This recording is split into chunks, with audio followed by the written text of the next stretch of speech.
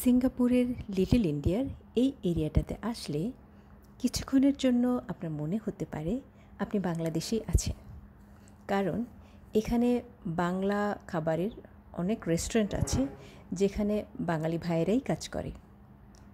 আর বাংলাদেশ থেকে যদি কেউ এখানে আসে তাহলে তাদের বেশিরভাগই এই রেস্টুরেন্টগুলোতে খাওয়া দাওয়া করে।